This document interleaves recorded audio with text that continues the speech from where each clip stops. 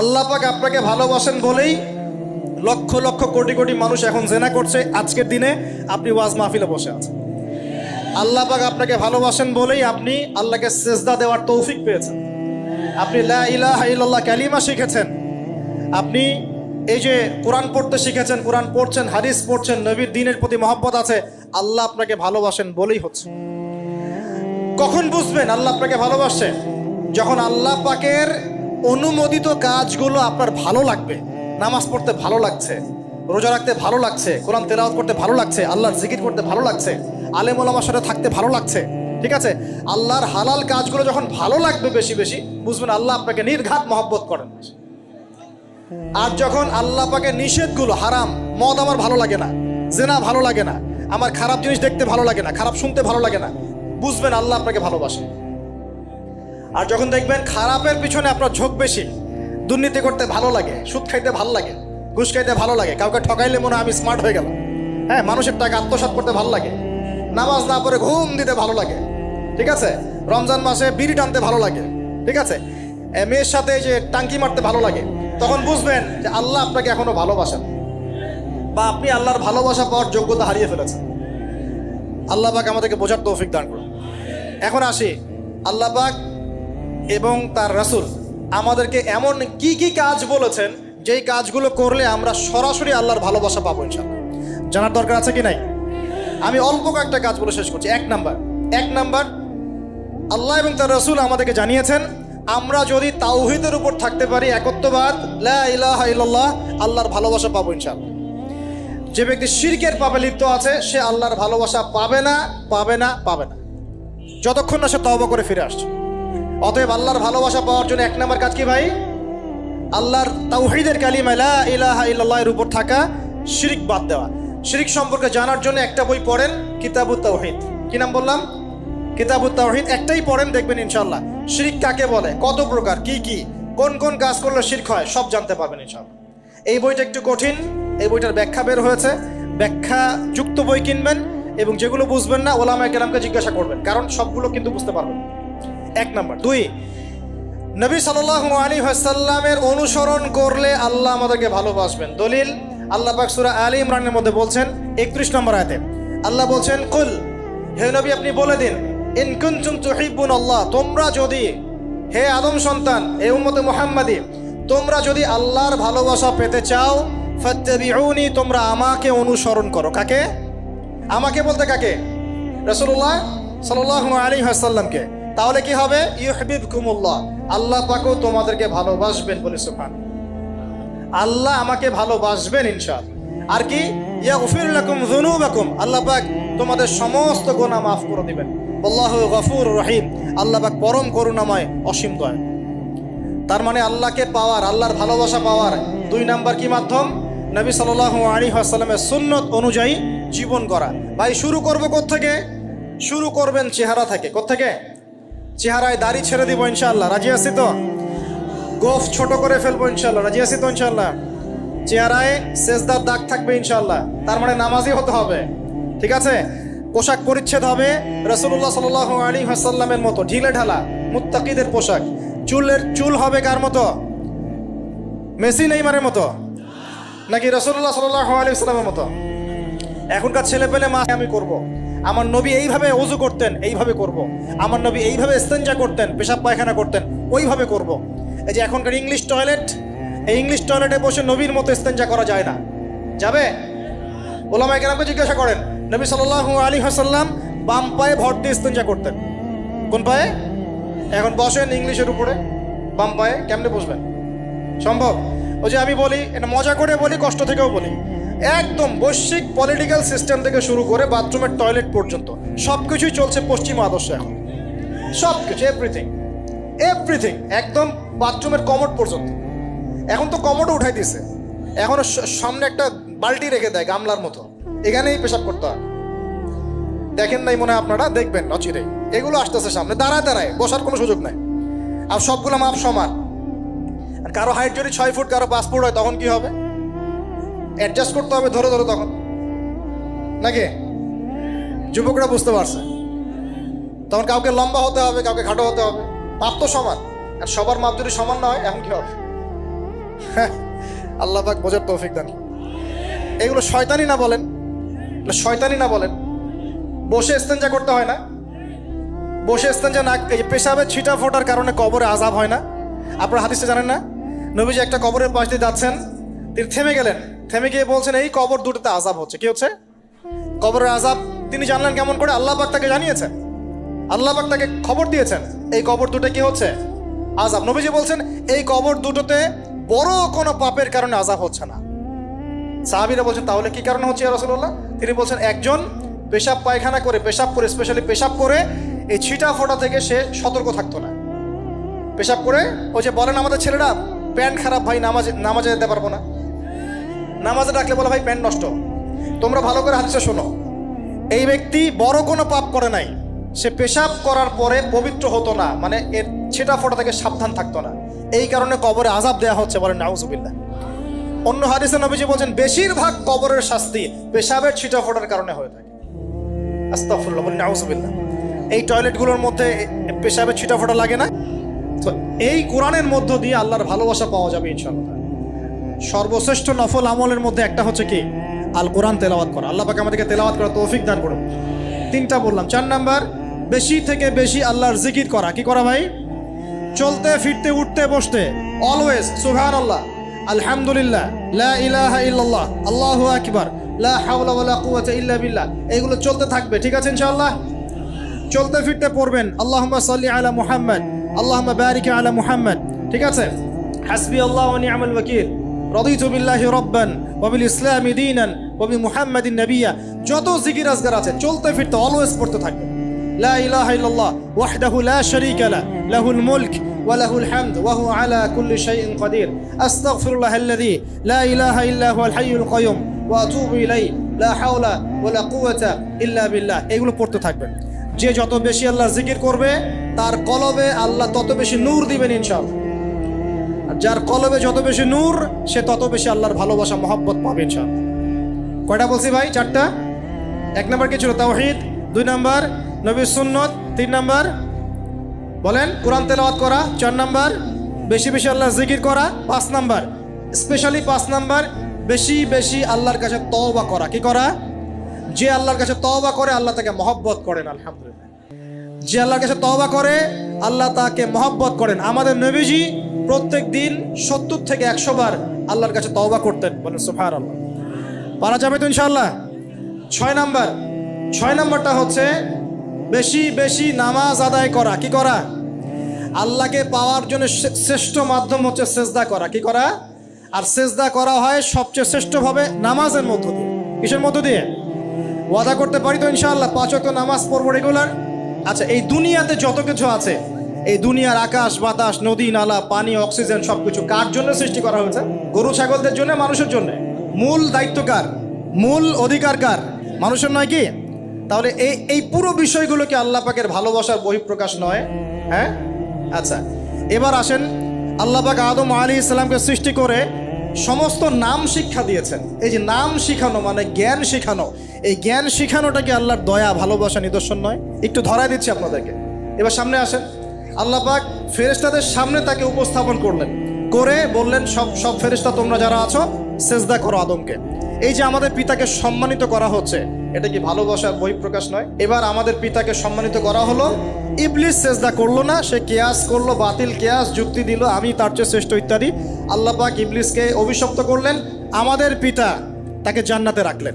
এই যে জান্নাতে রাখলেন, এটা কি আল্লাহ পাকের ভালোবাসা নয়? এবার আল্লাহ পাক আদম আলাইহিস সালামের পাঁজর থেকে সৃষ্টি করলেন তার স্ত্রী হাওয়া আলাইহিস সালামকে। ওই যে শুরুতে বলেছি স্রষ্টা একা থাকতে পারলেও সৃষ্টি কি পারবে? এই জন্য আদম আলাইহিস সালামের পাঁজর থেকে তার স্ত্রীকে সৃষ্টি করা হয়েছে, উভয়ের মাঝখানে ভালোবাসা দিয়ে দেওয়া হয়েছে। বলেন সুবহানাল্লাহ। এই জেনা ভালোবাসা নিদর্শন নয়, বিয়ে শাদী হচ্ছে ভালোবাসার নিদর্শন। আল্লাহ পাক বলেছেন সূরা রুমের মধ্যে, ওয়াজআলা বাইনাহুমা মাওয়াজ্জাতা ওয়া রাহমা, আমি আল্লাহ স্বামী স্ত্রীর মধ্যে ভালোবাসা এবং হৃদ্যতা সৃষ্টি করে দিয়েছি। বলেন সুবহানাল্লাহ। তার মানে এই হারাম সম্পর্ক যেটা দেখছেন এটা হলো একটা জেনার পথ। আর যখন আমরা হালালভাবে বিয়ে শাদী করবেন, আপনারা করবেন, তখন দেখবেন আল্লাহ পাকের পক্ষ থেকে ভালোবাসা সৃষ্টি হয়ে যাবে ইনশাআল্লাহ। অতএব ওয়াদা করতে পারি তো আল্লাহর কাছে নিজের চরিত্রকে পবিত্র রাখবো ইনশাআল্লাহ, হারাম কোনো সম্পর্কে যাব না ইনশাআল্লাহ, কোনো সহি প্রেমেও যাব না ইনশাআল্লাহ। এটা সহি প্রেম আবার কি জিনিস? দিনী ভাই দিনী বোনের মধ্যে এখন প্রেম চলে, এগুলো হয় না মাঝে মাঝে, এগুলোও বন্ধ, এগুলো বন্ধ করতে হবে। হালাল উপার্জনের সোর্স হয়ে গেলেই, হালাল উপার্জনের সোর্স হয়ে গেলেই দিনদার মেয়ে দেখে বিয়ে করে ফেলবেন ইনশাআল্লাহ তাআলা। অন্য কোনো পথে যাবেন না, কোনো হারাম পথে যাবেন না, ওয়াদা করেন ইনশাআল্লাহ। রাজি আছেন তো ইনশাআল্লাহ? আল্লাহ কবুল করুন, আমিন। আর বিয়ের সময় অবশ্যই দিনদারিতা দেখবেন, অন্য কিছু না, অন্য কিছু পরে, দিনদারিতা আগে। দিনদারিতা আছে, নামাজ পড়ে, পর্দা করে, মাশাআল্লাহ সব দিক ঠিক আছে, তারপরে দেখবেন আপনি অন্য কিছু, তার আগে নয়। কথা ঠিক আছে? একইভাবে মেয়েদের ক্ষেত্রেও, যে আগে দেখবেন না ছেলে কত বড় চাকরি করে, ছেলের কত বড় বাড়ি আছে, গাড়ি আছে, এটা পরে। আগে দেখবেন ছেলে নামাজি কিনা, সুন্নত আছে কিনা, ইসলামের জন্য তার সফট কর্নার আছে কিনা, ইসলাম প্র্যাকটিস করে কিনা, এগুলো আগে দেখবেন। এগুলো না দেখলে কি হবে জানেন? বিয়ের 1 বছর 2 বছর পরেই বুঝতে পারবেন দুনিয়াটা জাহান্নাম হয়ে গেছে। নাউজুবিল্লাহ, দুনিয়াতেই তখন জাহান্নামের আযাবের স্বাদ ভোগ করতে হবে। নাউজুবিল্লাহ, আল্লাহ পাক আমাদেরকে হেফাজত করুন, আমিন। তো এই যে আল্লাহ পাক আদম আলাইহিস সালামের পাঁজর থেকে সৃষ্টি করলেন কাকে, এবং ভালোবাসা দিয়ে দিলেন উভয়ের মাঝখানে, এটা কি আল্লাহ পাকের দয়া নয়? আল্লাহ পাক ভালোবাসেন না? এবার দেখেন, গাছের কাছে যেতে নিষেধ করলেন, আমি কিন্তু শর্ট করে বলছি, গাছের কাছে যেতে নিষেধ করলেন, তোমরা জান্নাতে থাকো, খাও, যা ইচ্ছা করো, কিন্তু ওয়ালা তাকরাবা হাদিহি শাজারা, এই গাছের কাছেও যাবে না। একটা পরীক্ষা, জাস্ট একটা পরীক্ষা। এখানে কিন্তু বলা হচ্ছে গাছের কাছেও যাবে না, বলা হচ্ছে না যে গাছের ফল খাবে না। ঠিক যেমন আল্লাহ বলেছেন তোমরা জেনার কাছেও যাবে না, আল্লাহ পাক কিন্তু বলেন নাই জেনা করবে না, আল্লাহ পাক বলেছেন তোমরা জেনার কাছেও যাবে না। তো এখান থেকে আমরা এই হুকুমটার কঠোরতা বুঝতে পারি। তো প্রিয় ভাইরা, এখানে আমাদের পিতামাতা শয়তানের প্রলোভনে পড়ে গেলেন। কেন পড়লেন? শয়তান ওয়াসওয়াসা দিল যে আমি কি তোমাদেরকে এমন গাছের কথা বলে দিব যে গাছের কাছে গেলে বা যার ফল খেলে তোমরা চিরস্থায়ী জীবন পাবে এবং তোমরা ফেরেশতা হয়ে যাবে, এরকম কথা বলল, এবং তোমরা কোনোদিন মরবে না। হাল আদুল্লুকা আলা শাজারাতিল খুলদি ওয়া মুলকিন লা ইয়াবলা, এই দুটো ওয়াসওয়াসা, চিরস্থায়িত্বের ওয়াসওয়াসা এবং অমরত্বের ওয়াসওয়াসা দিয়ে আমাদের পিতামাতাকে নিয়ে গেল। এখন আমাদের পিতামাতা কি ফল খেয়েছিলেন কি খান নাই? আচ্ছা, এখন আল্লাহ পাকের দৃষ্টিতে অন্যায় হয়েছে কিনা? এরপরে আমাদের পিতামাতা কি করলেন? বললেন রব্বানা যালামনা আনফুসানা ওয়া ইল্লাম তাগফির লানা ওয়া তারহামনা লানাকুনান্না মিনাল খাসিরিন। এই যে দোয়াটা তারা করলেন, এই দোয়াটা করার পরে আল্লাহ পাক কি তাদেরকে মাফ করে দিয়েছেন কি দেন নাই? বলেন, কথা বলেন। আল্লাহ পাক মাফ করে দিয়েছেন কি দেন নাই? এই যে অন্যায় করার পরেও আল্লাহ যে ক্ষমা করে দেন, মানে গুনাহ করার পরেও যে আদম সন্তানকে আল্লাহ পাক মাফ করে দেন, এটা কি আল্লাহ পাকের রহমত, দয়া কি নয়? আচ্ছা, এটা আল্লাহ পাকের নিদর্শন ছিল ভালোবাসার। এরপর আল্লাহ পাক দুনিয়াতে পাঠিয়ে দিলেন, কারণ এটা পরীক্ষা, দুনিয়াটা পরীক্ষার জায়গা, পরীক্ষা দিচ্ছি আমরা এখানে। এখন পরীক্ষা ক্ষেত্রে কি আল্লাহ পাক আমাদেরকে একা ছেড়ে দিয়েছেন? আল্লাহ পাক কি আমাদেরকে একা ছেড়ে দিয়েছেন? না, আল্লাহ পাক দুনিয়াতে পাঠিয়ে আমাদেরকে গাইডলাইন দিয়েছেন কিনা, কিভাবে চলতে হবে, কি করা যাবে কি করা যাবে না, কিভাবে চলবো কিভাবে চলবো না। আল্লাহ পাক কি ওহী নাজিল করেছেন কিনা? এই ওহী নাজিল করাটা কি আল্লাহ পাকের রহমত কিনা, আল্লাহ পাকের দয়া কিনা, ভালোবাসা কিনা? আল্লাহ পাক কি একা ছেড়ে দিয়েছেন না নবী রসুল পাঠিয়েছেন? এই যে নবী রসুলদেরকে পাঠিয়েছেন, এই নবী রসুলগণ কি আল্লাহর পক্ষ থেকে রহমত কিনা? বলেন। না হলে আমরা কি করতাম? দুনিয়াতে কেমন করে চলতাম, কিভাবে পথ খুঁজে পাইতাম, কেমন করে ইবাদত করতাম, আমরা কি জানতে পারতাম? আল্লাহ পাক রহম করে, ভালোবেসে, দয়া করে নবী রসুল পাঠিয়েছেন, আসমানি কিতাব পাঠিয়েছেন। বলেন সুবহানাল্লাহ। এখন এই নবীদের সিলসিলায় আল্লাহ পাক যে সর্বশেষ নবী মুহাম্মদ সাল্লাল্লাহু আলাইহি ওয়াসাল্লামকে পাঠিয়েছেন, এইটা দয়া কিনা? এটা আল্লাহ পাকের দয়া নয়? আল্লাহ পাকের রহমত নয়? আল্লাহ পাক কি বলেন নাই যে তিনি হচ্ছেন রাহমাতুল লিল আলামিন, তিনি পুরো বিশ্ব জগতের রহমত নয় কি? আচ্ছা, এখন আমাদেরকে যে আল্লাহ পাক নবী মুহাম্মদ সাল্লাল্লাহু আলাইহি ওয়াসাল্লামের উম্মত বানালেন, এটা কি আরো বড় রহমত কিনা? বলেন তো। জান্নাতে যাবে 120 কাতার মানুষ। কত কাতার? 120 কাতার মানুষ ইন টোটাল জান্নাতে যাবে। তার মধ্যে উম্মতে মুহাম্মাদের কত কাতার জানেন? 80 কাতার। কত কাতার? বলেন সুবহানাল্লাহ। তাহলে এটা কি আল্লাহ পাকের দয়া নয়? আল্লাহ আমাদেরকে ভালোবাসেন না? আচ্ছা, আল্লাহ পাক যে আমাদের কাছে তাওরাত, জাবুর, ইনজিল না পাঠিয়ে আল কোরআনের মতো কিতাব পাঠিয়েছেন, যে কিতাবের সমস্ত সমাধান আছে, এটা আল্লাহ পাকের রহমত, দয়া নয়, ভালোবাসা নয়? আচ্ছা, এখন আল্লাহ পাক দুনিয়াতে চলার জন্য আমাদেরকে জীবন দিয়েছেন, হায়াত দিয়েছেন, সুস্থতা দিয়েছেন, পরিবার দিয়েছেন, আমাদের ব্যবসা বাণিজ্য দিয়েছেন, আমাদের স্ত্রী সন্তান দিয়েছেন, আমাদেরকে চলাফেরা করার ক্ষমতা দিয়েছেন। একটা চোখ নষ্ট হয়ে গেলে বুঝতে পারে মানুষ যে কত কষ্ট হচ্ছে, একটা পা না থাকলে বুঝতে পারে কত কষ্ট হচ্ছে। এই করোনার সময় যারা শ্বাস নিতে পারে নাই তাদের কত কষ্ট হয়েছে। সুস্থ আছি, সুন্দর আছি, পরিবার আছে, আল্লাহ রিজিক দিচ্ছেন, 3 বেলা খাওয়াচ্ছেন, কাপড় দিচ্ছেন, শিক্ষার ব্যবস্থা করছেন, ইবাদত করার সুযোগ দিচ্ছেন, গুনাহ করলেও আবার মাফ করে দিচ্ছেন। এই সব কিছুকে আল্লাহ পাকের ভালোবাসা নয়? এই ভালোবাসাগুলো কি নিঃস্বার্থ ভালোবাসা না স্বার্থ ভিত্তিক ভালোবাসা? এই আল্লাহ পাকের কোনো স্বার্থ আছে? আল্লাহ পাক আমাদের কাছে কিছু চান? রিজিক চান? টাকা পয়সা চান? আল্লাহ পাকের যদি ইবাদত করে আমরা ছেড়ে দেই, আল্লাহর কোনো ক্ষতি হবে? আমরা ইবাদত করে ভাসিয়ে ফেললাম, আল্লাহর কোনো লাভ আছে? আল্লাহ পাকের শক্তি কি আরো বেড়ে যাবে না কমবে? নাকি যেমন আছে তেমনই থাকবে? আল্লাহ রাব্বুল আলামিনের শান শওকত কি আরো বেড়ে যাবে, নাকি আল্লাহ পাকের শান শওকত কমে যাবে? আল্লাহ রাব্বুল আলামিন যেমন, আল্লাহ পাক তেমনই থাকবেন, তাই নয় কি? আল্লাহ পাকের যে বিশাল খাজানা আছে, আমরা যদি ইবাদত করে ভাসিয়ে ফেলি, খাজানা কি বেড়ে যাবে? আমরা যদি সবাই ইবাদত করা ছেড়ে দেই, খাজানা কমে যাবে? আল্লাহ পাকের কোনো স্বার্থ আছে আমাদের ভালোবাসার? কোনো স্বার্থ নাই। তাহলে আল্লাহ পাক এই পুরো বিশ্বজগৎ সৃষ্টি করেছেন নিঃস্বার্থভাবে, তার স্বার্থ ছাড়া। এত অসংখ্য নেয়ামতে আমাদেরকে ভর্তি করে রেখেছেন আমাদের স্বার্থে, তার কোনো স্বার্থ নাই। কোনো স্বার্থ আছে? এই পরীক্ষায় পাশ করলে আমরা আবার জান্নাতে যাবো ইনশাআল্লাহ। ওই জান্নাতে যাওয়ার পরে কি আমাদের স্বার্থ থাকবে না আল্লাহ পাকের স্বার্থ থাকবে? যে আল্লাহ পাক আমাকে যে জ্ঞান দিয়েছেন, আল্লাহ পাক আমাকে যে লিমিটেড জ্ঞান দিয়েছেন, এই জ্ঞান দিয়ে আমি আগামীকাল কি হবে সেটা বলতে পারি না। বলতে পারি? যে মানুষের জ্ঞান এতই ক্ষুদ্র যে আগামীকাল তার সাথে কি হবে সে বলতে পারে না, সেই মানুষের পক্ষে কি এই অদৃশ্যের জগৎ সম্পর্কে এত গভীর জ্ঞান লাভ করা সম্ভব? মানুষের জ্ঞান কি অসীম না আল্লাহ পাকের জ্ঞান অসীম? এখন সেই অসীম সত্তার পক্ষ থেকে যখন কোনো ওহী আসে, কোনো তথ্য সংবাদ আসে, তাহলে আমি কি সেই জ্ঞানকে পেনিট্রেট করতে পারবো? বরং আমার উচিত হবে সেই তথ্যকে বিশ্বাস করা এবং তার সামনে আত্মসমর্পণ করা। তাহলে আমি ধর্মান্ধ হয়ে সবচেয়ে স্মার্ট মানুষ হয়েছি। যারা আল্লাহ পাকের ওহীতে বিশ্বাস করে সে হচ্ছে সবচেয়ে স্মার্ট মানুষ। কারণ আল্লাহ পাকের ওহীর সব জ্ঞান তো আমি ভেদ করে যেতে পারবো না, কারণ আমি তো আগামীকাল কি হবে তাই জানি না। আগামীকাল কি হবে তাই যে জানে না, সে কিভাবে পরকালের জীবনকে ব্যাখ্যা করবে? কিয়ামতের মাঠে কে কোথায় দাঁড়াবে, কার হাসর কোথায় হবে, কে জান্নাতে যাবে, কে জাহান্নামে যাবে, আমি কি বলতে পারবো?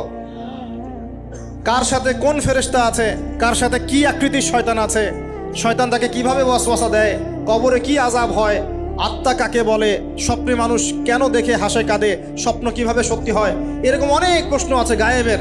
এগুলোকে আমরা ব্যাখ্যা করতে পারবো? অতএব গায়েবে বিশ্বাস না করলে কেউ মুমিন হতে পারে না। আর আল্লাহ রাব্বুল আলামিন এই গায়েবের খবর জানেন। এই গায়েবের খবর থেকে আল্লাহ আমাদেরকে যতটুকু তথ্য দিয়েছেন এতটুকু আমরা জানি, এর বেশি আমরা জানি? আচ্ছা, মায়ের গর্ভে যখন সন্তান, তখন ফেরেশতা লিখে দিচ্ছেন, এক, তার হায়াত কতটুকু হবে, ব্যাস লেখা হয়ে গেছে। লেখা হয়ে গেছে মানে যা হায়াত, যা অপচয় করেছেন তো করেছেনই। এখন সারা জীবন যদি মাথাটা ঠুকরে ঠুকরে কাঁদেন, তাও ওই অপচয়কৃত দিনগুলো ফিরে আসবে না। শিক্ষা নেবেন না এখান থেকে? 30 বছর চলে গেছে মানে 30 বছর আল্লাহর নাফরমানি করেছেন, সারা জীবন মাথা ঠুকরে কাঁদলেও ওই 30 বছর ফিরে আসবে না। আসবে যুবক ভাই? অতএব কি করা উচিত? ফিরে আসা উচিত নাকি এভাবেই চলতে থাকবে? লিখা হয়ে গেছে, বাড়বেও না কমবেও না। 2, রিজিক কি কি পাবেন, আপনার রিজিক সব লিখা হয়ে গেছে। আল্লাহ রাব্বুল আলামিন 6 দিনে মহাবিশ্ব সৃষ্টি করে মহাবিশ্বের সব জায়গায় যার যার কাজ তাকে বুঝিয়ে দিলেন। কোন গ্রহ কি কাজ করবে, কোন সৌরজগৎ কেমন করে চলবে, দুনিয়া কিভাবে ঘুরবে, সূর্য কিভাবে উঠবে, চাঁদ কিভাবে আসবে, কোন মাখলুক কি কাজ করবে, ফেরেশতাদের কাজ কি হবে, ইত্যাদি ইত্যাদি। আল্লাহ পাক সমস্ত কাজ বুঝিয়ে দিলেন। সূরা আলিফ লাম মিম সেজদা, হামিম সেজদার মধ্যে আছে, পড়ে দেখবেন। আল্লাহ পাক পুরো মহাবিশ্বের দায়িত্ব বন্টন করে দিলেন। এবার আল্লাহ রাব্বুল আলামিন কি করলেন শোনেন। আল্লাহ রাব্বুল আলামিন বলছেন, এই পুরো মাখলুক কায়নাত সৃষ্টি করার পর আল্লাহ পাক তার রহমতকে 100 ভাগে ভাগ করলেন। কত ভাগে? আল্লাহ পাকের দয়া, রহমত, ভালোবাসাকে 100 ভাগে ভাগ করলেন। ভাগ করে 1 ভাগ, মাত্র 1 ভাগ আল্লাহ পাক পুরো মহাবিশ্বে ছড়িয়ে দিলেন। বলেন সুবহানাল্লাহ। বাকি 99 ভাগ রহমত আল্লাহ পাক তার কাছে রাখলেন। এই 1 ভাগ ভালোবাসার কারণেই এই যে সন্তান কান্না করলে মায়ের বুক ফেটে যায়, সন্তান অসুস্থ হলে বাবার বুক ফেটে যায়, যেই বাবা সহজে চোখের পানি কাউকে দেখায় না সেই বাবা জায়নামাজে দাঁড়িয়ে চোখের পানি ছাড়তে থাকে। এই 1 ভাগ রহমতের কারণে আমরা দেখি যে রাস্তার কুকুর পর্যন্ত তার বাচ্চাকে চাটে, আদর করে, মহব্বত করে।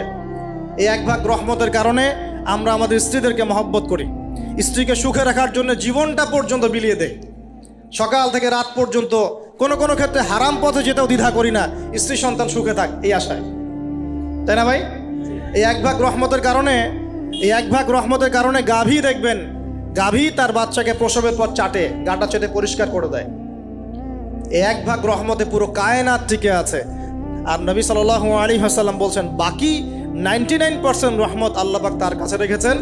এই রহমত এবং ভালোবাসা দিয়ে আল্লাহ পাক কিয়ামতের মাঠে মানুষকে মাফ করবে ইনশাআল্লাহ।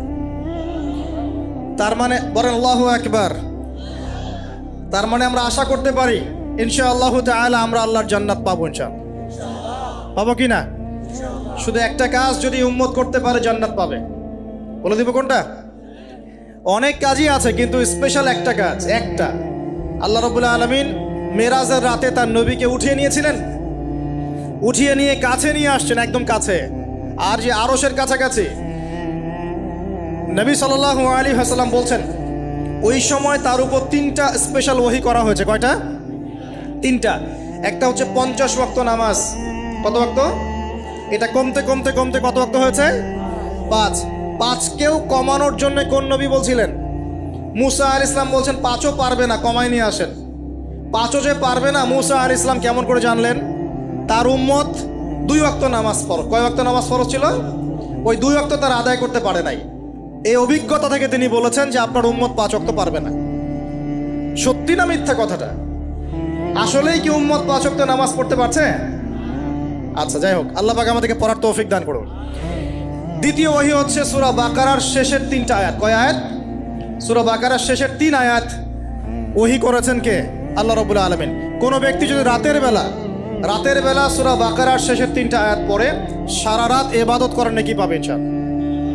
আর 3 নাম্বারটা হচ্ছে স্পেশাল, সেটা হচ্ছে আল্লাহ পাক বলেছেন, হে মুহাম্মদ সাল্লাল্লাহু আলাইহি ওয়াসাল্লাম, বলেন সাল্লাল্লাহু আলাইহি ওয়াসাল্লাম, তোমার উম্মতের কোনো ব্যক্তি যদি আসমান জমিনের সমান গুনাহ নিয়ে আমার সামনে দাঁড়ায়, আসমান জমিন সমান গুনাহ নিয়ে আমার সামনে দাঁড়ায়, কিন্তু আমার সাথে শিরকের পাপ নয়, আমার সাথে কোনো শিরকের পাপ করে নাই, ইনশাআল্লাহ আমি আল্লাহ তার সামনে আসমান জমিন সমান ক্ষমা নিয়ে হাজির হব ইনশাআল্লাহ। তার মানে আমরা যদি ইনশাআল্লাহ তাআলা শিরকের পাপ থেকে দূরে থাকতে পারি, ইনশাআল্লাহ আশা করা যায় আমরা আল্লাহর সন্তুষ্টি পাবো ইনশাআল্লাহ। এরপর আল্লাহ রাব্বুল আলামিন কি করলেন? আল্লাহ রাব্বুল আলামিন পুরো মহাবিশ্ব সৃষ্টি করে সব দায়িত্ব ভাগ করে দিলেন। ভাগ করে দেওয়ার পরে আল্লাহ পাক জান্নাত জাহান্নাম সৃষ্টি করেছেন কিনা? আচ্ছা, জান্নাত এবং জাহান্নাম কার জন্য সৃষ্টি করেছেন বলেন? জিন আর মানুষ। আচ্ছা, এখন জান্নাতের চেয়ে কি শান্তির কোনো জায়গা আছে? আচ্ছা, এই জান্নাত কার জন্য সৃষ্টি করেছেন? জিন আর মানুষ। আচ্ছা, তাহলে আল্লাহ পাক মানব জাতিকে ভালোবাসেন কিনা? ভালোবাসেন কিনা? আপনি যখন কাউকে ভালোবাসবেন তাকে সবচেয়ে সুন্দর গিফট দিতে চাইবেন কিনা?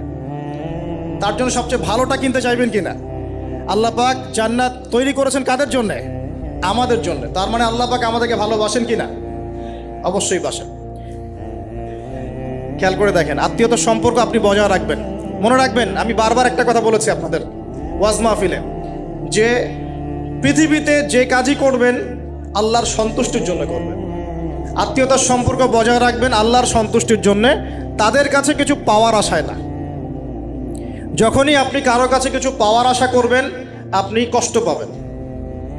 যখনই কারো কাছে কিছু পাওয়ার আশা করবেন আপনি কষ্ট পাবেন। কারো কাছে এত বেশি পাওয়ার আশা করবেন না। কার কাছে পাওয়ার আশা করবেন? আল্লাহর কাছে, যে আমি এই কাজটা করছি, আল্লাহ আমাকে পুরস্কার দিবে ইনশাআল্লাহ। আমি আত্মীয়তার সম্পর্ক বজায় রাখছি কেন? আল্লাহর কাছে রিজিকে বরকতের আশায়, আল্লাহর সন্তুষ্টির জন্য। মনে রাখবেন প্রিয় ভাইয়েরা, আমল কবুল হওয়ার শর্ত মোটামুটি 3টা। কয়টা? 1 নাম্বার, আমলগুলো হতে হবে আল্লাহর সন্তুষ্টির জন্য। 1।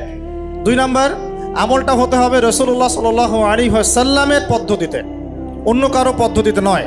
3 নাম্বার, আমলটা করার জন্যে আপনার রিজিকটা হতে হবে হালাল। হারাম রিজিকের আমল আল্লাহর কাছে কবুল হয় না। আল্লাহ পাক আমাদের সবাইকে হালাল রিজিকের ব্যবস্থা করে দিন এবং রিজিকটাকে প্রশস্ত করুন, আমিন। তো রিজিক লেখা হয়ে গেছে 2। 3 নাম্বার লেখা হয়ে গেছে এ ব্যক্তি কি কি কাজ করবে দুনিয়ায়, এ ব্যক্তি দুনিয়ায় কি কি কাজ করবে সব লেখা হয়ে গেছে। এখন যদি একটা চোর বলে যে আল্লাহ পাক আমার তাকদিরে লিখেছিলেন যে আমি চুরি করব, তাই আমি চুরি করেছি। এখন যদি একজন ধর্ষক বলে আল্লাহ আমার তাকদিরে লিখেছিল যে আমি ধর্ষণ করব, তাই ধর্ষণ করেছি। এখন যদি যারা এই জনগণের কিছু সম্পদ আত্মসাৎ করে খেয়ে ফেলছে তারা যদি বলে আল্লাহ তাকদিরে লিখছিলেন জন্যই দুর্নীতি করেছি, তাহলে কথাটা কি হবে? গ্রহণযোগ্য হবে? এখন যদি দলিল দেয় তাকদিরে তো লেখা ছিল। এই আকীদাটার নাম হচ্ছে জাবারিয়া আকীদা। কি আকীদা?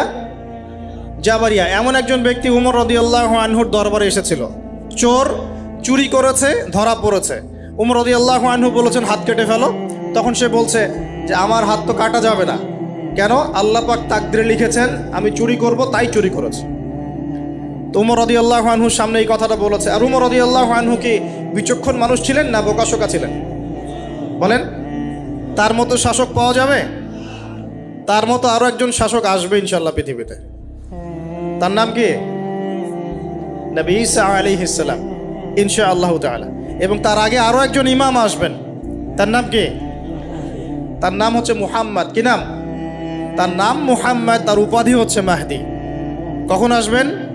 যখন পৃথিবীতে যুদ্ধ বিগ্রহ ছড়িয়ে পড়বে, ব্যাপক আকারে মালহামা চলবে, তখন আসবেন। কাদের পক্ষে আসবেন? মুসলিমদের পক্ষে। কি উদ্দেশ্যে আসবেন? সারা বিশ্বে জুলুম তুলে ফেলার জন্য। এবং আরেকটা কি উদ্দেশ্য?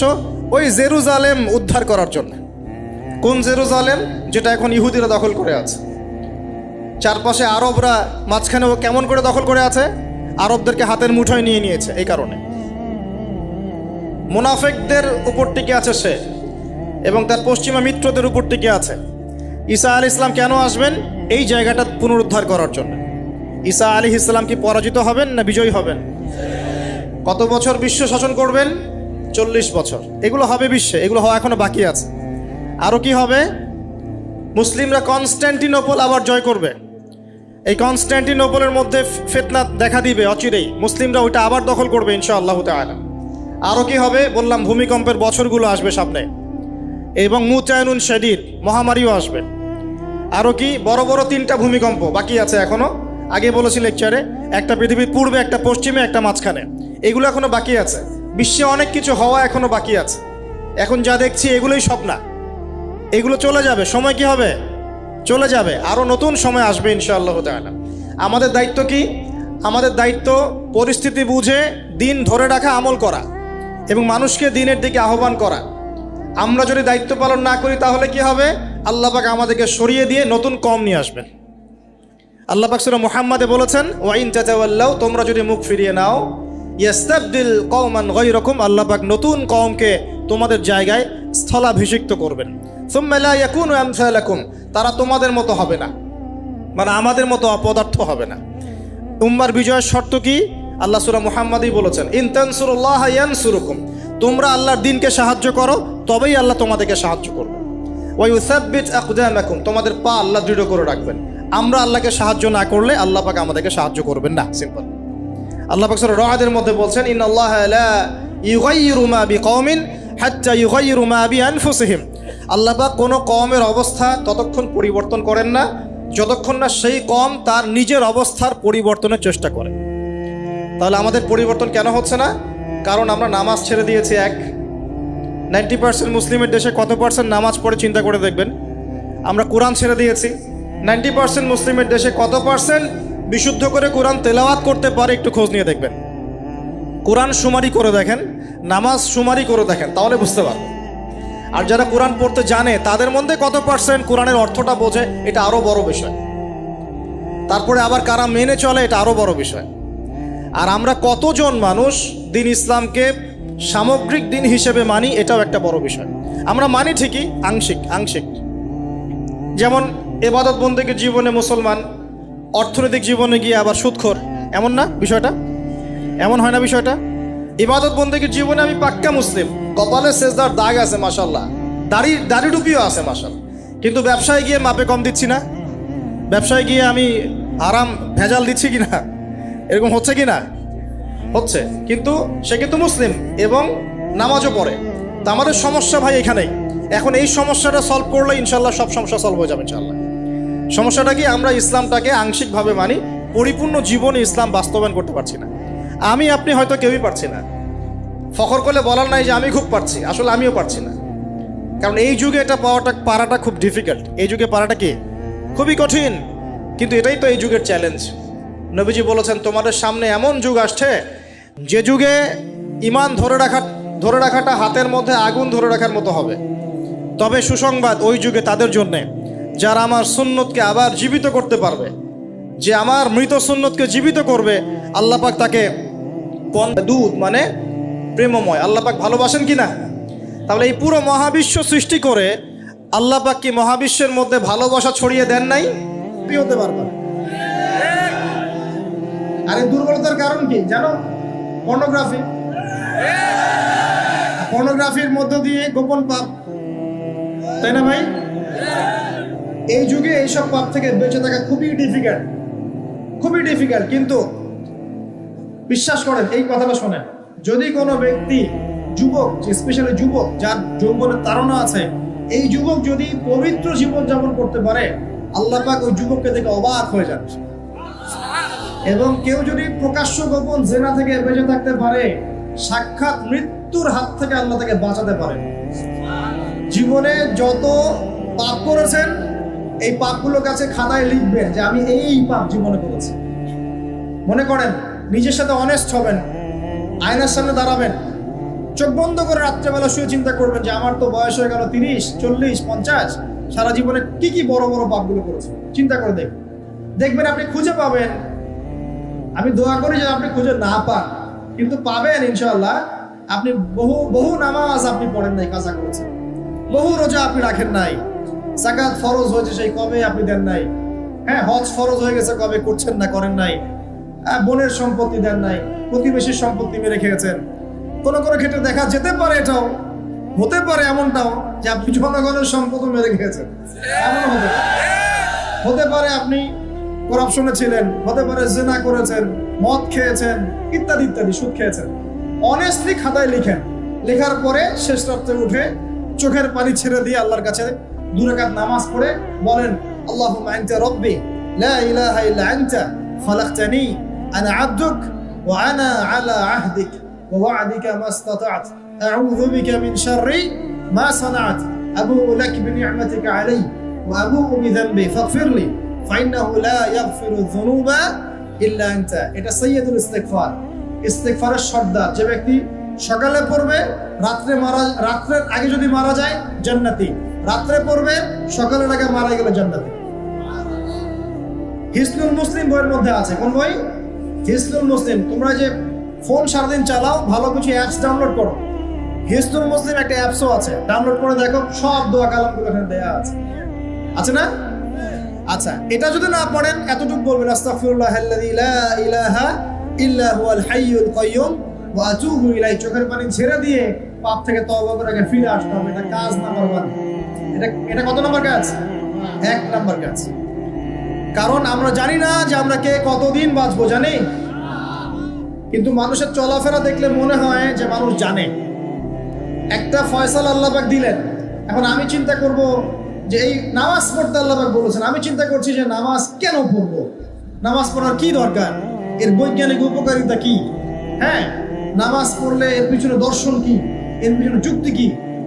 এইসব তন্ত্র মন্ত্র ঘেটে যদি আপনি নামাজ পড়েন, পরিপূর্ণ আত্মসমর্পণ হয় নাই। কখন হবে? আল্লাহ বলেছেন সামি'না আতা'না, আল্লাহ বলেছেন না নামাজ পড়তে 5 ওয়াক্ত, বাস নামাজ পড়ে। এর পিছনে কারণ থাকতে পারে, সব কারণ আমার জানা জরুরি না, এবং সব কারণ আমি জানতেও পারবো। এখানে দেখেন একজন নবীর কথা বলি, যার নাম আমরা প্রথমে বলেছি, আল্লাহুম্মা সাল্লি আলা মুহাম্মাদ ওয়া আলা আলি মুহাম্মাদ কামা সাল্লাইতা আলা ইব্রাহিম।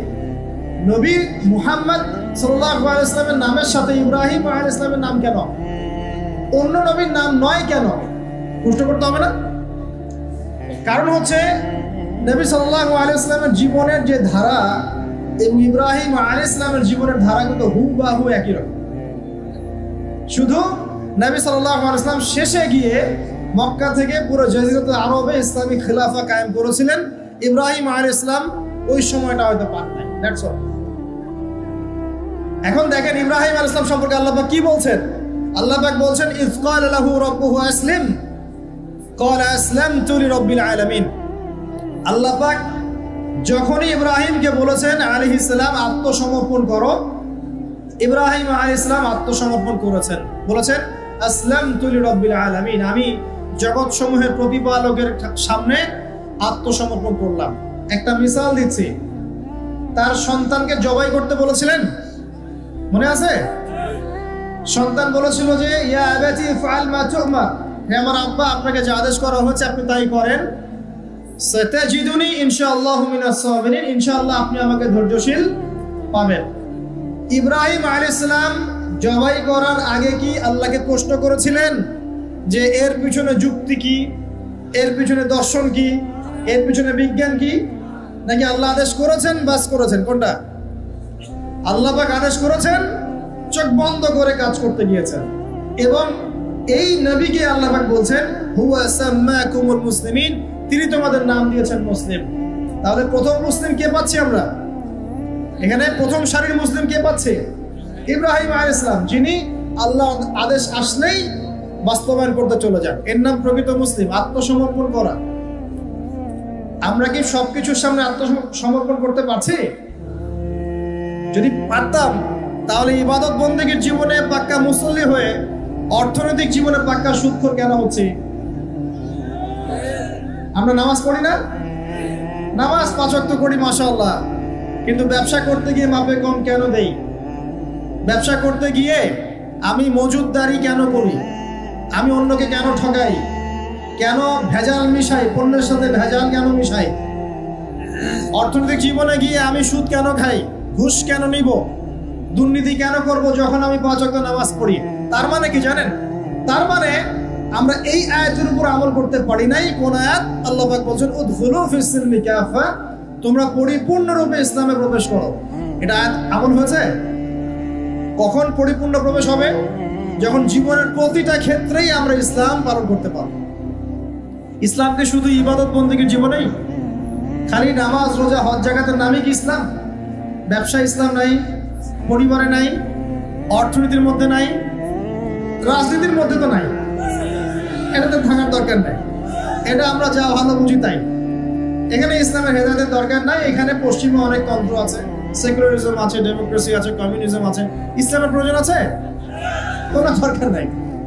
এটা আমরা মুখে বলি ঠিকই, কিন্তু আসলে বাস্তবায়ন কি করা সম্ভব হয়? 100% হয় না, কিন্তু হবে ইনশাআল্লাহ। কবে হবে? যখন ইমামুল মাহদি আসবেন ইনশাআল্লাহ। কবে হবে?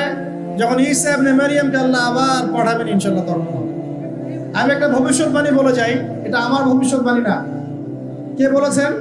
রাসূলুল্লাহ সাল্লাল্লাহু আলাইহি ওয়াসাল্লাম। কিয়ামত হবে না যতক্ষণ পর্যন্ত না ঈসা ইবনে মারইয়ামকে আল্লাহ পাক পাঠাচ্ছেন এবং তিনি একজন ন্যায়পরায়ণ শাসক হবেন, যিনি 40 বছর এই বিশ্বে ন্যায় বা শান্তি প্রতিষ্ঠা করবেন।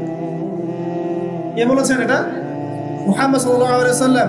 কোথা থেকে শাসন পরিচালনা করবেন? বাংলাদেশ থেকে? উত্তর না। কোথা থেকে?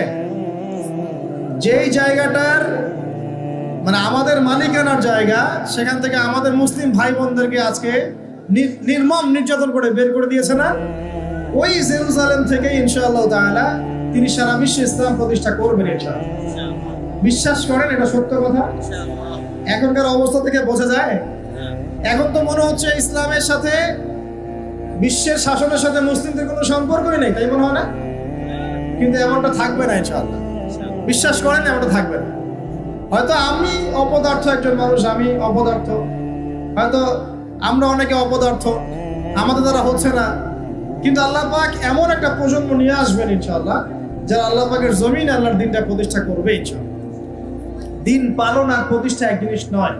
প্রতিষ্ঠা মানে হচ্ছে কাঁচা পাকা সমস্ত বাড়ির মধ্যে কালিমা লা ইলাহা ইল্লাল্লাহ প্রবেশ করবে ইনশাআল্লাহ। এমনটাও হাদিস এসেছে, একটা কাঁচা বাড়ি বাদ থাকবে না, একটা পাকা বাড়িও বাদ থাকবে না যেখানে আল্লাহ পাক তাওহীদের কালিমা লা ইলাহা ইল্লাল্লাহ প্রবেশ করাবেন না। আমরা কি ইসলামের এই বিজয় চাই? সত্যি চাই তো?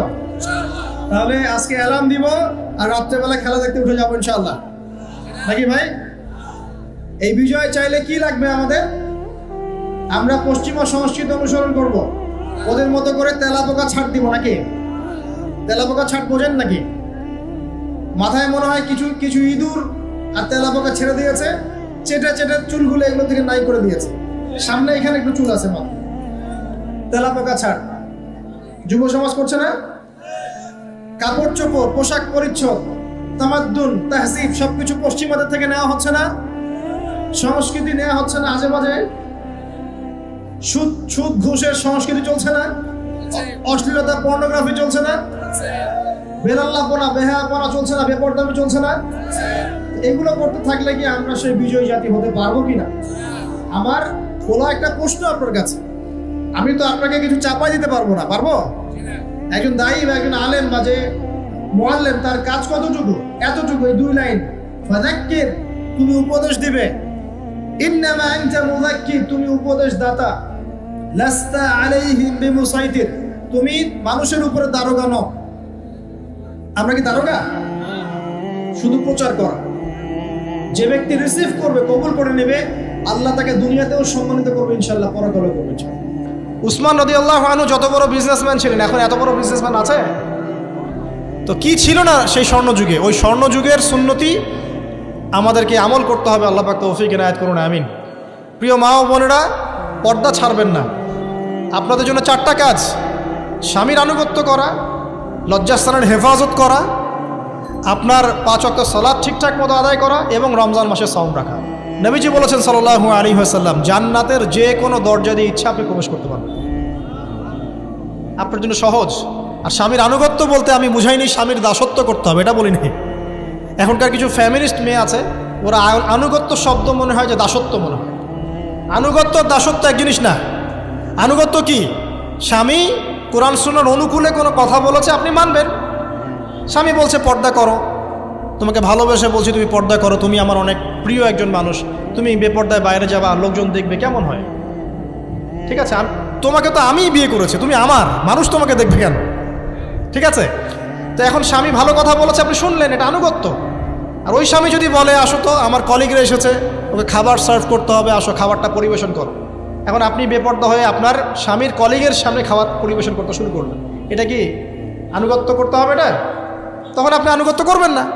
সিম্পল, কোরআন সুন্নাহর অনুগত কাজে আপনি স্বামীর আনুগত্য করবেন, বিপরীতে গেলে আপনি করবেন না।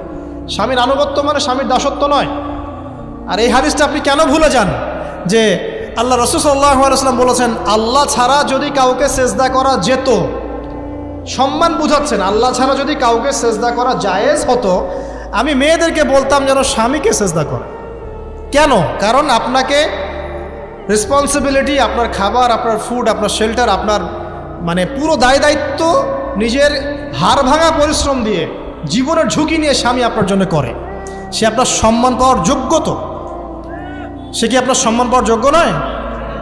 আপনি যদি সম্মানের হক আদায় না করতে পারেন তাহলে আপনি অকৃতজ্ঞ। আর অকৃতজ্ঞ মেয়ে কখনো জান্নাতে যাবে?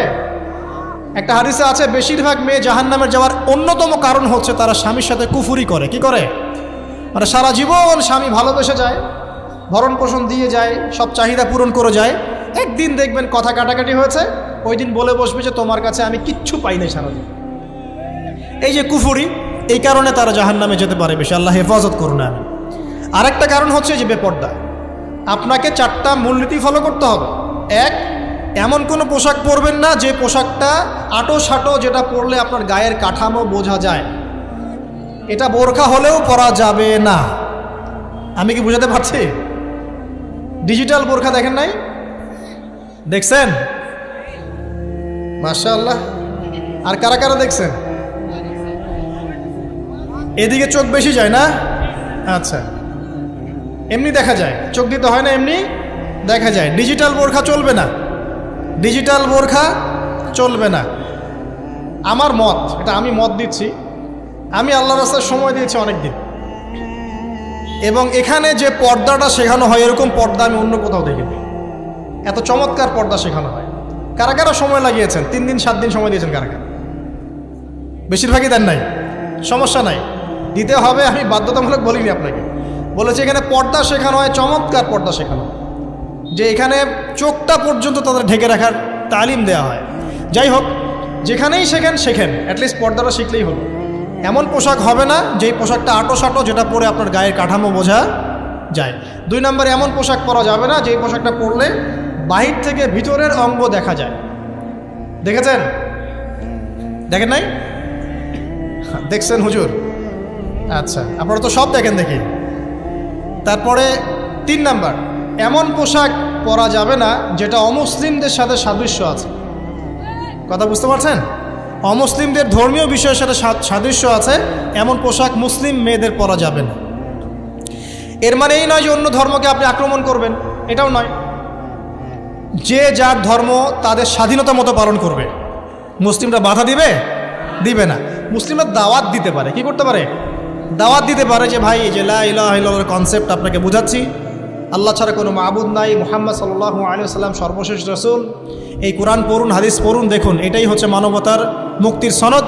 এরপর যদি সে ইসলাম কবুল করে আলহামদুলিল্লাহ, যদি না করে এর হিসাব কে দিবে? সে নিজে দিবে। এর হিসাব কি আমাকে দেওয়া লাগবে? দেওয়া লাগবে না। তো অমুসলিমদের সাথে সাদৃশ্য আছে এমন পোশাক চলবে না। আর 4 হচ্ছে, পুরুষরা মেয়েদের পোশাক পরতে পারবে না, মেয়েরা পুরুষদের পোশাক পরতে পারবে না। জি, আপনাদেরকেই বলছি, আপনারা জিন্স পরতে পারবেন না, মেয়েদেরকে বলছি, এবং টি শার্ট পরতে পারবেন না। আপনারা ওই যে যা ইচ্ছা তাই ড্রেস পরে বলবেন যে 1000 বছরের সভ্যতা সংস্কৃতি, এসব বাজে কথা চলবে না এখানে। এটা 1000 বছরে কোনোদিনও আমাদের দাদা নানিরা এগুলা কখনো পরে নাই। পরছে? আপনার দাদি কখনো এরকম পরছিল শাড়ি? তো যে বললো 1000 বছর থেকে পরে আসতেছে নাকি? সুবহানাল্লাহ। তো এখানে বিষয়টা হচ্ছে, পুরুষ মেয়ের পোশাক পরতে পারবে না, মেয়ে পুরুষের পোশাক পড়তে পারবে না। আমি খুব সংক্ষিপ্ত করে আপনাকে কোরআন সুন্নাহ থেকে 4টা মূলনীতি বলে দিলাম। এই 4টা মূলনীতি কোরআনেও আছে, হাদিসেও আছে। আসেন, এই যে নারীর অবমাননা, এই বিষয়টা আইয়ামে জাহিলিয়াতে যেমন ছিল, এখন দেখবেন আরও বড় পরিসরে এসেছে। আসে নাই? এই যে ফ্যাশন শো, দেহের প্রদর্শনী, বিভিন্ন ফিল্মস দেখবেন, ফিল্ম ইন্ডাস্ট্রিজে দেখবেন, মিউজিকে দেখবেন, পর্নে দেখবেন, মেয়েদের দেহটাকে নিয়ে ব্যবসা করা হচ্ছে। আগে তো না হয় কন্যা সন্তান হলে জীবন্ত পুঁতে ফেলতো নাকি? এখন যদি গর্ভের বাচ্চা মেয়ে জানে, অনেকে আগেই মেরে ফেলে। বোঝেন নাই মনে হয়? অনেকে যদি জানে যে গর্ভে মেয়ে সন্তান আছে, আগেই মেরে ফেলায়। এমন অনেক দেশ আছে, আমি নাম বলছি না দেশের সঙ্গত কারণে, যে সে দেশে এরকম মেয়ে সন্তানকে এই যে খালাস করে ফেলার, নষ্ট করে ফেলার, ভ্রূণ নষ্ট করার আলাদা ক্লিনিক আছে, আলাদা হসপিটাল আছে। বলে নাউজুবিল্লাহ। তো আসলে ওই 1450 বছর আগের মানুষটা বেশি বর্বর ছিল না আমরা বেশি বর্বর? এই যে অধিকারের কথা বলে বলে আমরা মেয়েদের দেহটাকে নিয়ে এখন মস্করা করছি, তামাশা করছি। সবচেয়ে সেরা অধিকার কোথায় পাবে? কোরআনে পাবে, হাদিসে পাবে, ইসলামে পাবে। তার পর্দা নিশ্চিত হবে, দেহ সেফ থাকবে, তার ইজ্জত নিশ্চিত হবে, ইজ্জত সেফ থাকবে, তার সম্মান সেফ থাকবে, তাকে রাজরানীর মতো স্বামী বাসায় রাখবে, কারণ সে হচ্ছে তার কাছে সবচেয়ে মূল্যবান প্রিয় বস্তু। শুধু তাই নয়, সম্পত্তির অধিকার তাকে দিতে হবে। একজন মেয়ে তার ভাইয়ের সম্পত্তি পাবে, তার বাবার সম্পত্তি পাবে, তার স্বামীর সম্পত্তি পাবে, সব দিক থেকে সে সম্পত্তি পাবে। আর একজন ছেলে কিন্তু সব দিক থেকে সম্পত্তি পাবে না। এই বিষয়গুলো যখন এক শ্রেণীর মানুষ বোঝে না, তখন ইসলামের বিরুদ্ধে অহেতুক প্রপাগান্ডা চালানো শুরু করে। সবচেয়ে সেরা সম্মান রক্ষার উদাহরণ দেয়া হয়েছে ইসলামে, কোরআনে এবং হাদিসে। এই কথাটা আপনাদের মা বোনদেরকে বোঝাবেন, তবে নম্রতার সাথে বোঝাবেন, কারণ উচ্চবাচ্য করলে তারা কথা শুনবে না। আর আল্লাহ রাসূল সাল্লাল্লাহু আলাইহি ওয়াসাল্লাম বলেছেন, কিছুটা বাঁকা হাড় দিয়ে তাদেরকে তৈরি করা হয়েছে। যদি আপনি শক্ত করে চাপ দিতে যান তাহলে ভেঙে যাবে, আর যদি আপনি ওই অবস্থায় ছেড়ে দেন তাহলে বাঁকাই থেকে যাবে। এখানে আপনাকে হিকমা অবলম্বন করতে হবে। আল্লাহ পাক তৌফিক দান করুন। একটা বিষয় বলছিলাম, ওই যে শিরকের পাপ এখন গ্লোবালাইজেশন হয়েছে না, ওই সুদের পাপ এখন গ্লোবালাইজেশন হয়েছে না। গ্লোবালাইজেশন বোঝেন? মানে বিশ্বায়ন, পুরো বিশ্বে ছড়িয়ে পড়েছে না। আরেকটা হচ্ছে এই যে মেয়েদের অবমাননা, এটা সারা বিশ্বে ছড়িয়ে পড়ে নাই? আচ্ছা, আর দুটা বলবো, এরপর বলে আমি শেষের দিকে যাচ্ছি। আসা, একটা হচ্ছে মাদক। আইয়ামে জাহিলিয়াতের অন্যতম সেরা পাপ ছিল কি? মাদক। ওই যে বলছেন জাহিলি যুগ, কেন বলছেন জাহিলি যুগ? বিকজ ওইখানে মাদক খেত মানুষ বেশি। এখন বলেন, ওখানে না হয় মক্কায় মাদক খেত মানুষ, এখন সারা বিশ্বে মাদক ছড়িয়ে পড়ে নাই? বেশি না কম? এখন এই যে নতুন নতুন মাদক আসছে, ইয়াবা, আরও নাকি কি কি আসছে নতুন নতুন, আমরা নামও জানি না। এই যে গাঁজার নাম জানি, ফেন্সিডিলের নাম জানি, আর কি কি আছে? হিরোইন, বলেন আর দু একটা, আফিম, আর কি আছে? হ্যাঁ, রেন্ডি, সুবহানাল্লাহ, এই নামও কখনো শুনি নাই আমি। আচ্ছা শোনেন শোনেন, বিষয়টা হচ্ছে, দেখুন এই বিষয়টা কি হালাল না হারাম? আচ্ছা, এটাকে যদি আমরা হালাল করে নেই তাহলে কি হবে? কুফরি হবে না শিরক হবে? শিরক কুফর দুটোই হচ্ছে। কিন্তু এখন মক্কার কিছু মানুষ মাদক খেয়েছে বুঝলাম, আল্লাহ রাব্বুল আলামিন ধাপে ধাপে এখান থেকে বের করেছেন। প্রথমে বলেছেন মদ খেয়ে নামাজের ধার কাছে যেও না, হ্যাঁ। তারপরে বলেছেন এই যে মাদকে কিছুটা উপকার আছে কিন্তু বেশি ক্ষতি। তারপর বলেছেন খেয়ে নামাজের কাছে যেও না। তারপর ধাপে ধাপে শেষের দিকে এসে আল্লাহ পাক বলেছেন যে এটাকে ছেড়ে দাও। সূরা মাইদায় পড়ে দেখেন, এটা শয়তানের কাজ। তখন সাহাবায়ে কেরাম রাদিয়াল্লাহু আনহুম পুরোপুরি মাদক থেকে নিজেদেরকে মুক্ত করলেন। এরপরে কি কখনো তারা মাদক ছুঁয়েও দেখেছেন?